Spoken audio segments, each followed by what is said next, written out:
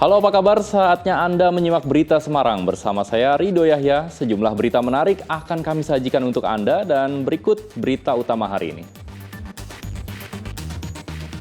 Konser musik yang digelar pemerintah Kabupaten Klaten diwarnai kericuhan, saling lempar botol sesama penonton.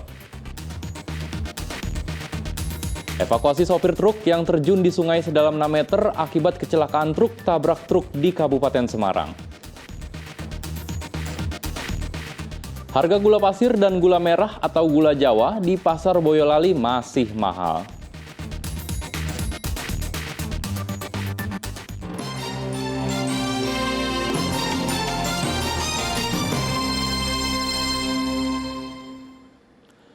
Konser musik yang digelar pemerintah Kabupaten Klaten berakhir ricuh pada Sabtu malam. Acara musik diwarnai dengan aksi saling lempar botol antar penonton. Ricuh mewarnai konser musik di alun-alun Klaten pada Sabtu malam. Acara musik dengan bintang tamu Orkes Melayu atau Omnium Monata diwarnai dengan saling lempar botol minum sesama penonton. Diduga kericuhan diawali karena saling senggol antara penonton, ditambah lagi kecurigaan adanya yang terpengaruh minuman keras alias mabuk. Petugas TNI Polri turun tangan mengendalikan massa. Sejumlah penonton yang diduga provokator ditangkap. Yang dicuci mungkin ini antar teman, mungkin ada senggolan-senggolan yang memang dari dua orang ini ada pengaruh dari minuman keras sehingga ada senggolan, terjadilah gesekan-gesekan kecil, namun ini sudah kita amankan dan sudah tidak ada kejadian yang berarti, dalam artian tidak ada korban jiwa yang fatal. Perhelatan musik bertema Klaten Resik ini digelar oleh pemerintah Kabupaten Klaten. Konser musik ini adalah wujud rasa syukur dan ucapan terima kasih atas penghargaan Adipura yang diraih Kabupaten Klaten pada tahun 2022 dan 2023. Sayangnya, acara senang itu berakhir lain. Krisna Agung melaporkan dari Klaten.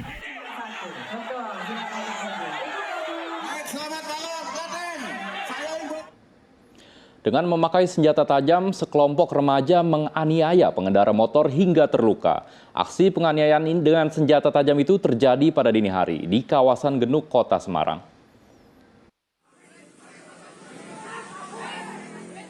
Beredar di media sosial, puluhan remaja membawa senjata tajam lalu mengeroyok seorang pengendara sepeda motor di Jalan Raya Kudus, Kecamatan Genuk, Kota Semarang. Aksi ini terjadi pada Kamis dini hari, tepatnya pukul 3 dini hari.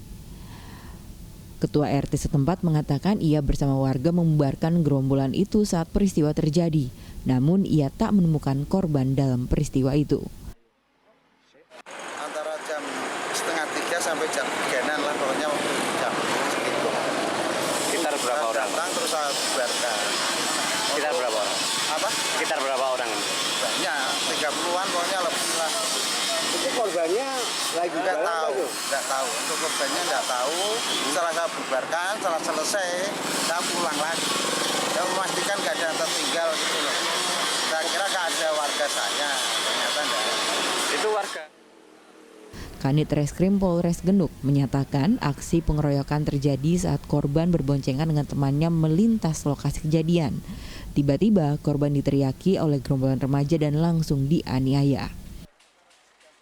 Menurut keterangan dari korban yang sudah kita cek di Rumah Sakit Sultan Agung, bahwa korban tersebut dia akan pulang dari kos-kosannya di Peleburan menuju ke rumah Karangawen. Kemudian sampai di TKP melihat ada beberapa gerombolan sekitar 15, tiba-tiba diteriaki oleh gerombolan tersebut dan kemudian dilakukan pemukulan dan pengeroyokan, sehingga korban mengalami luka di kepala belakang dan kedua tangan. Kemudian dirawat di Rumah Sakit Sultan Agung dan dilakukan perawatan. Akibatnya korban mengalami luka sabetan senjata tajam di beberapa bagian tubuhnya hingga sampai harus dirawat di Rumah Sakit Islam Sultan Agung. Tim unit Reskrim Polres Genuk masih menyelidiki dan mengidentifikasi para pelaku. Agus Hermanto melaporkan dari Kota Semarang. Hati-hati saat mengisi daya ponsel Anda. Di Klaten, sebuah rumah dan sebuah motor ludes terbakar, diduga karena korsleting listrik saat mengisi daya ponsel.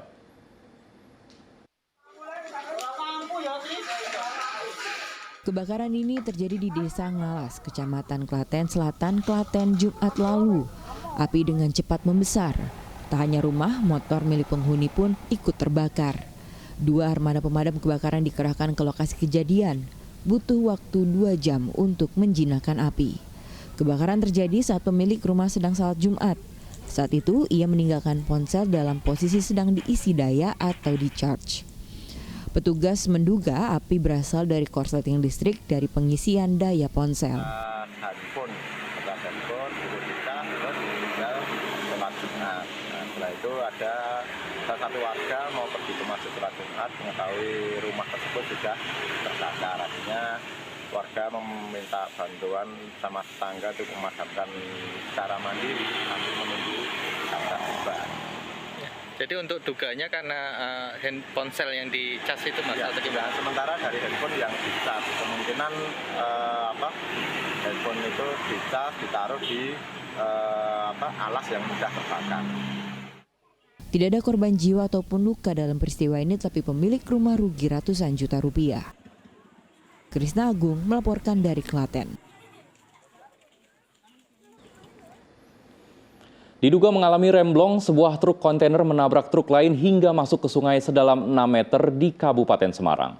Akibatnya, sopir truk kontainer meninggal dunia, sementara sopir truk lain mengalami luka-luka.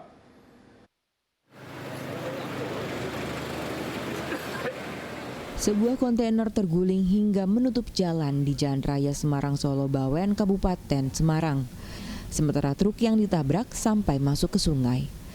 Kecelakaan pada Jumat dini hari ini diduga karena rem truk kontainer tak berfungsi alias blong saat di jalan turunan arah Solo menuju Semarang. Truk kontainer akhirnya menabrak truk yang berjalan di depannya. Kontainer terguling sementara truk bermuatan keramik terjun ke sungai sedalam 6 meter. BPBD dan PMI Kabupaten Semarang mengevakuasi korban yang terjepit di dalam kabin truk. Dengan bantuan tali dan derek, korban akhirnya berhasil dievakuasi dari dasar sungai dan kini dirawat di Rumah Sakit Ken Saras. Sementara itu, supir truk kontainer meninggal dunia. Terus udah tutup bolong kirain tuh biasa kan ada polisi tidur sebel kontainer rem blok. Tapi ada klakson atau apa sebelumnya mas dari atas mas? Tapi kata orang dari atas sudah minta tolong dulu.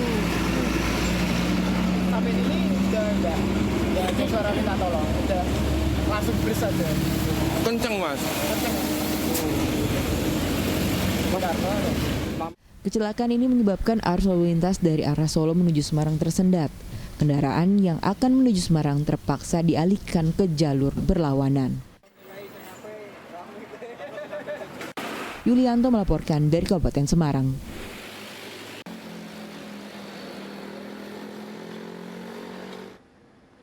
Diduga alami remblong, sebuah truk bermuatan biji plastik terguling di pertigaan Mojosongo, Boyolali. Pasca kecelakaan itu, pengemudi truk melarikan diri.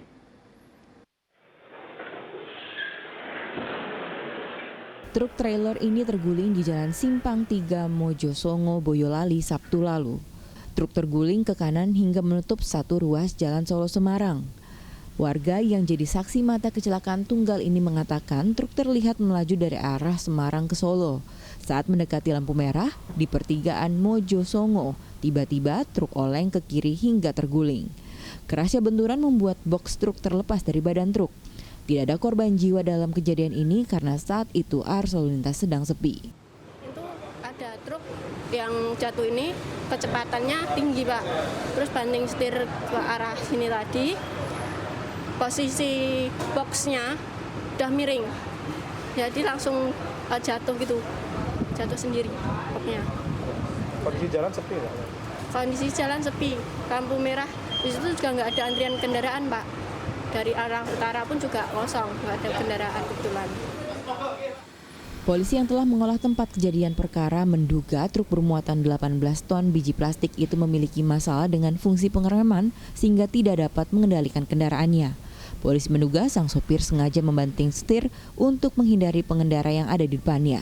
Namun hal itu belum dapat dipastikan karena pengemudi truk kabur usai kecelakaan.